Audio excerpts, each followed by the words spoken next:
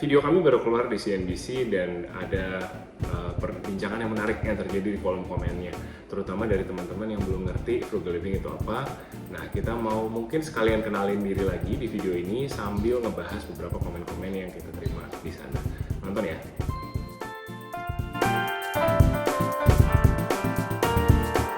Hai guys, welcome back to our channel. Kembali lagi dengan gue Samuel dan ini istri gue Claudia. Kami pasangan suami istri kantoran dalam perjalanan menuju financial independence. Di channel ini kalian akan banyak temukan video-video seputar karir, keuangan, dan topik-topik menarik lainnya seputar adulting. Jadi kalau kalian suka dengan apa yang ada di channel ini, jangan lupa untuk subscribe dan nyalain loncengnya supaya YouTube bisa kasih tahu kalian kapan ada video baru lagi dari kita. Sebelum kita mulai video hari ini, kami mau kenalin produk barunya Skintific nih buat teman-teman semua. Skintific 5 Times Ceramide Serum Sunscreen adalah real protection sunscreen dengan fungsi double protection yang selain melindungi kulit dari sinar UVA UVB, sekaligus juga menjaga skin barrier karena memiliki kandungan 5 times ceramide. Skintific 5 Times Ceramide Serum Sunscreen ini memiliki SPF 50 plus PA plusnya 4 loh, ada 4 yang memberikan perlindungan penuh terhadap sinar UVA dan UVB, juga dilengkapi dengan blue light protection. Aku udah pakai Skintific Serum Sunscreen ini selama kurang lebih 1 bulan dan memang rasanya beda ya. Biasanya kalau pakai sunscreen atau sunblock itu kan suka kayaknya tuh berat banget di muka, terus bisa jadi putih-putih gitu, jadi gimana ya, warna kulitnya agak beda gitu ya, Kayak ada kapurnya gitu ya, kayak berkapur gitu. Dan ya ada yang lengket, ada yang bikin kulit berminyak gitu ya, ada yang bau obat gitu. Nah, so far sih cobain Skintific ini cukup happy karena teksturnya ringan dan cepat menyerap. Jadi begitu dipakai ya udah langsung kayak nyerap aja gitu, nggak berat di kulit. Sebenarnya penggunaan sunscreen ini juga sangat penting ya, walaupun buat kita nih yang kerjanya di dalam ruangan kayak saya kan banyak kan kerjanya juga di dalam rumah gitu ya, nggak selalu keluar gitu ya. Tapi ternyata sinar UV itu bisa menembus bahkan jendela gitu ya, dan tetap bisa merusak kulit. Tetap aktif dan produktif, tapi jangan lupa untuk sayangi dan lindungi kulitmu dari sinar matahari dengan Skintific 5 Times Ceramide Serum Sunscreen. Langsung dibungkus di e-commerce kesayangan kamu sekarang juga. Kami dikunjungi oleh tim CNBC yang datang ke rumah dan interview kami untuk satu segmen seputar hidup frugal.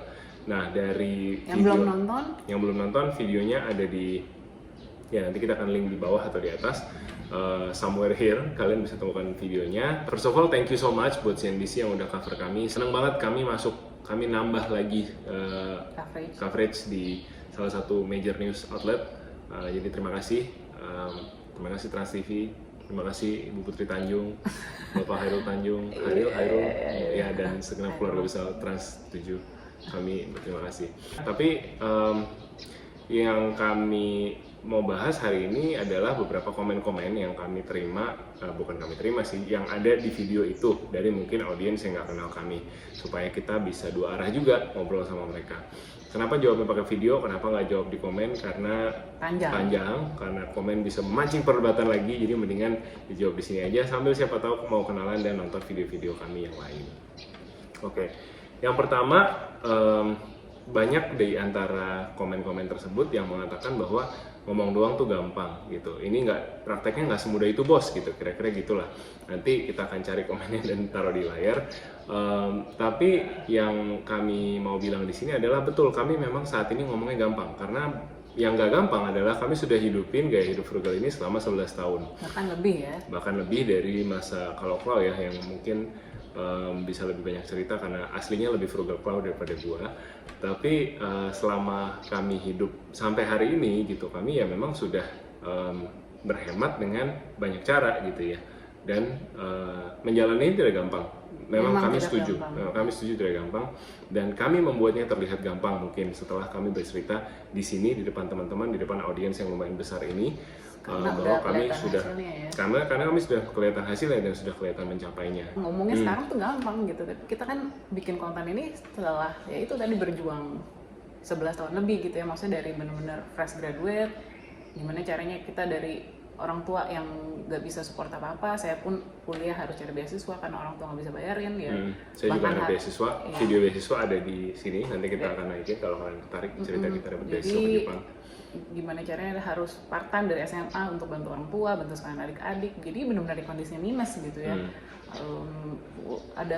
Dapat gaji pertama pun juga buat bantu nyicil utang orang tua, buat bantuin adik kuliah. Ya itulah, terus akhirnya bisa bayar nikahan sendiri, bayar beli rumah yang ini sendiri. Memang perjalanannya panjang ya, kalau ngomongnya sekarang ya sekarang udah gampang gitu, tapi waktu ngejalaninnya itu, waktu bangun rumah ini, waktu kita lagi berusaha nabung untuk nikah, untuk rumah, itu nggak gampang gitu ya, penuh dengan perjuangan, air mata, ditipu orang, ya banyak lah, dengan ya cuman bener-bener cuman modal dengkul aja gitu ya, maksudnya kita modal kerja keras dan modal berdoa aja gitu. Memang itu yang terjadi, tapi memang kalau ngomong sekarang ya udah gampang. Terus komen berikutnya yang kita mau bahas, nah ini ada yang bilang bahwa ya basically ini frugal living itu gampang dilakukan oleh orang kaya, oleh orang yang penghasilannya sudah lebih banyak, ada ruang untuk bisa berhemat gitu. Ini betul, ini juga sekali lagi kami bilang kami setuju dengan yang komen, tapi kami mau bilang bahwa kami bisa berempati juga dengan teman-teman yang saat ini berusaha hidup frugal di dalam keterbatasan, karena kami pun ada di situ dulu gitu. Nah tapi yang sering mungkin di-miss oleh pembahasan-pembahasan seputar hidup frugal adalah seakan-akan hanya dengan berhemat aja kita bisa pensiun dini atau kita bisa mencapai bebas finansial. Nah itu kurang lengkap sebenarnya, karena frugal living adalah salah satu hal yang kita lakukan, tapi on top of it kita masih juga harus berusaha untuk tentu ningkatin income dan belajar investasi. Seperti yang aku share di videonya CNBC itu ada 3 tuas yang kita bisa kendalikan. Kenapa kita sering ngomong tentang frugal living? Karena buat kami frugal living adalah satu hal yang kita pertama-tama bisa lakukan dulu di dalam keterbatasan penghasilan kita. Sekecil apapun, semua orang pasti bisa belajar berhemat gitu. Karena ada juga loh yang penghasilannya kecil tapi hidupnya itu tidak hemat gitu ya. Masa lebih besar daripada tiang, banyak utang sana sini untuk kebutuhan konsumtif. Betul. Itu ada gitu. Dan sebaliknya untuk orang yang sudah income-nya besar pun yang tidak ada tabungan ya, jadi ya udah keluar dapat uang banyak, keluarnya juga banyak, itu juga banyak gitu. Jadi frugal living itu nggak ada urusan dengan income sebenarnya gitu kan. Mau pendapatan income kita masih di rendah, masih di UMR ataupun udah beratus-ratus juta katakanlah, ya frugal living itu pilihan gitu, bisa dijalankan oleh siapa aja, walaupun tadi masih pas-pasan pun, walaupun masih UMR pun ya bisa gitu. Dan kalau udah beratus-ratus juta pun nggak mau dijalanin pun ya ada juga gitu yang seperti itu. Betul. Gitu. Jadi kalau itu ya, jadi frugal living itu nggak ada urusannya sama kaya atau tidak gitu. Tapi kalau kita ngomongin financial independence, tentunya akan sangat berpengaruh. Hidup frugal plus income yang besar gitu akan lebih cepat mencapai financial independence gitu. Nah, tapi kalau mau menjawab kaya mah gampang lah ya, itu tadi ya, kaya itu definisinya apa kaya gitu. Kalau kaya, kami dari keluarga kaya yang orang tuanya punya bisnis, yang banyak kasih warisan, ya itu tidak terjadi sama sekali gitu di kami. Karena keluarga kami tidak memberikan insentif finansial apapun, ya tadi itu ya dibahas, bahkan kuliah pun tidak ada biaya. Saya sampai hampir putus kuliah gitu, sampai hampir ya udahlah kerja dulu aja gitu kalau sampai nggak dapat beasiswa. Puji Tuhan dapat beasiswa. Jadi saya masih dibiayai, tapi masih juga orang tua pinjem ya bahkan. Orang tua pinjem uang dan tidak cukup sebenarnya uangnya untuk di sana itu. Saya masih harus kerja lagi dan part time gitu, part time dan hidup hemat ya. Dan dapat beasiswa juga gitu. Jadi sebenarnya kalau dibilang apakah mampu full tanpa beasiswa, ya tidak gitu, dua-duanya tidak mampu sebenarnya, tapi jalannya agak sedikit berbeda. Itu ya, jadi tadi kalau definisi kaya itu ya diberikan berbagai fasilitas finansial, kami tidak seperti itu gitu. Sama, mulainya mungkin dari nol, bahkan mungkin dari minus gitu ya. Orang tua saya udah nggak punya tabungan, udah nggak punya pekerjaan dari saya SMA. Terus ada lanjutan komen gitu yang bilang bahwa kalau semua yang mereka dapat sampai detik ini tuh dari nol, itu hebatnya itu pakai caps lock gitu. Sekali lagi kita mau clarify, kita nggak merasa hebat sama sekali gitu ya, dan kita tidak mencari label hebat dari siapapun, tidak dari follower, tidak dari siapapun gitu. Kalau memang konten yang di share ini jadi berkat, jadi inspirasi buat teman-teman, kami bersyukur. Tapi kalau tidak juga ya mudah-mudahan paling tidak jadi batu sandungan ya buat orang lain gitu. Batu sandungan tuh bikin kalian pahit atau bitter gitu. Nah buat teman-teman yang komennya pahit atau kenapa gitu ya, aku nggak tahu ya, mungkin ada masalah dalam hidup teman-teman masing-masing, tapi mudah-mudahan apa yang kami share ini tidak jadi nambah masalah juga gitu. Karena sekali lagi kami pun tidak ingin dipandang hebat oleh siapapun. Kami sekedar ingin sharing gitu. Karena perjalanan kami mencapai FIRE ini di usia 35 itu dimulai juga dari YouTube, dari platform ini. Kami belajar dari salah satu dari Pak Dodi Bicara Investasi, yang channelnya aku akan taruh di atas.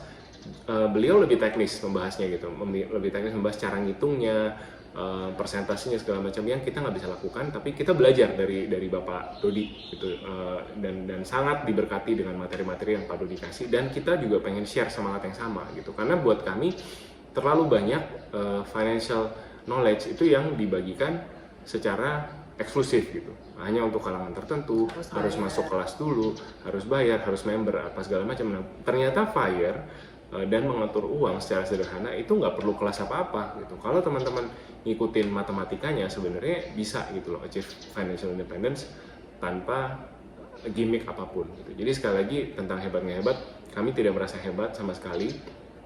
Buat kami justru teman-teman yang juga hebat gitu kalau kita bisa jalani journey ini sama-sama dan kita bisa capai FIRE sama-sama. Ini movement yang gratis, open source, tidak ada kelasnya, dan siapapun bisa ikutin.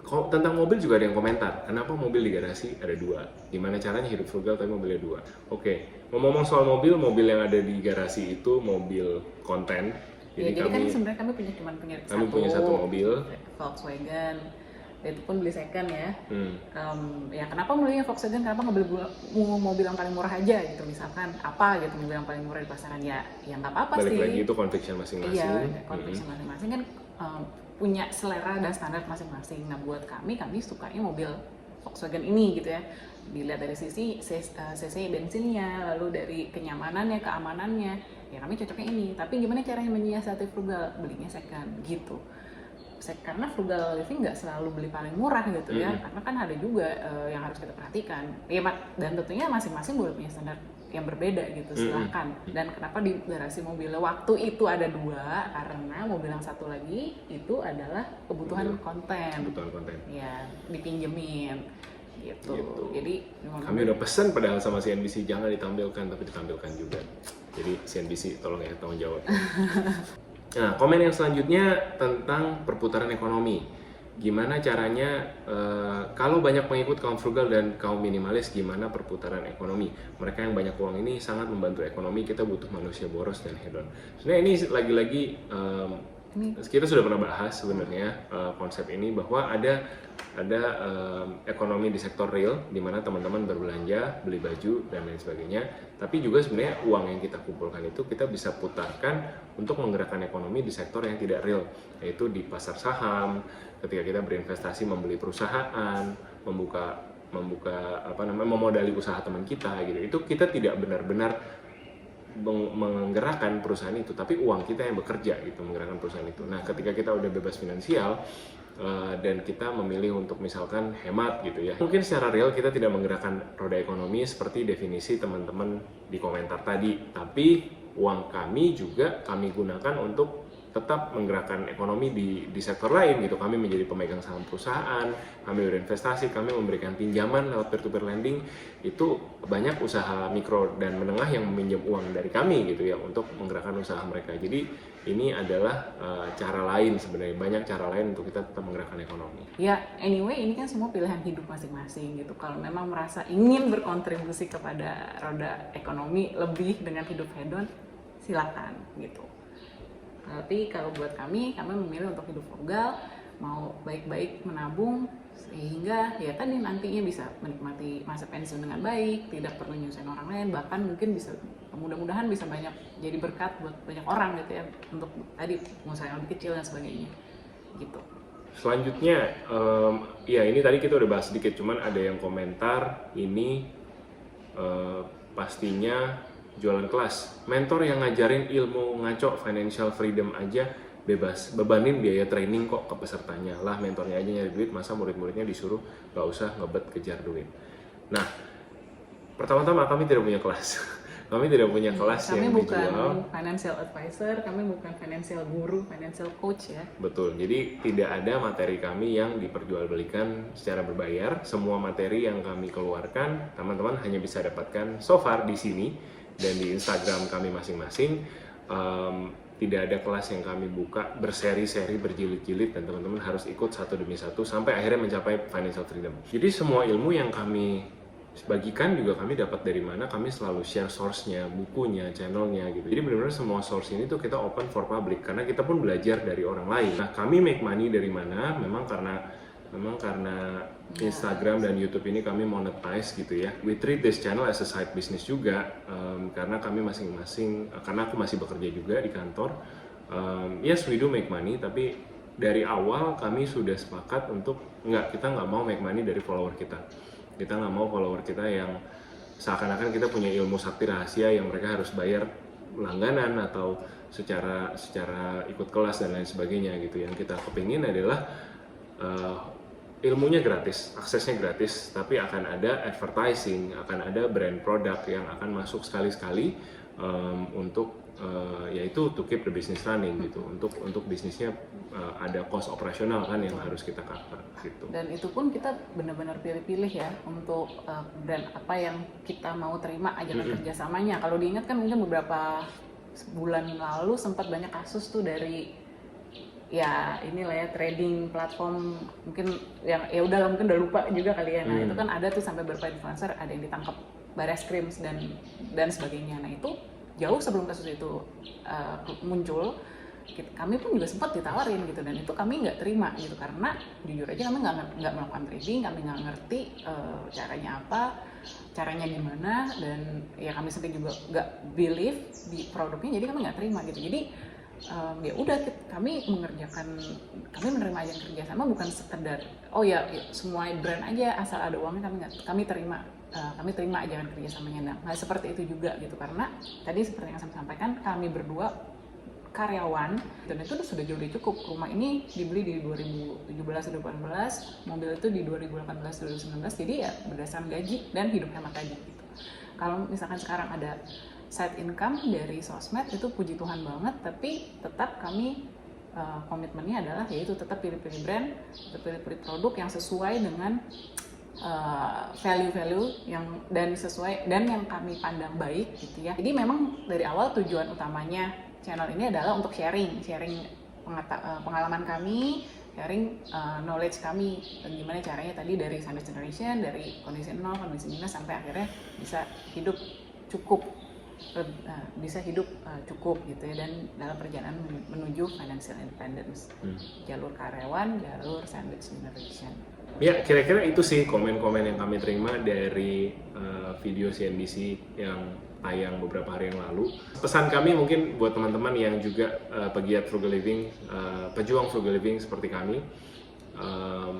ya memang bahkan akan banyak orang yang nggak ngerti gitu, akan banyak orang yang melihat dari kacamata mereka dan merasa ini kurang lah, itu kurang atau gimana, tapi yang tahu dan yang menjalani sehari-hari ya kalian masing-masing.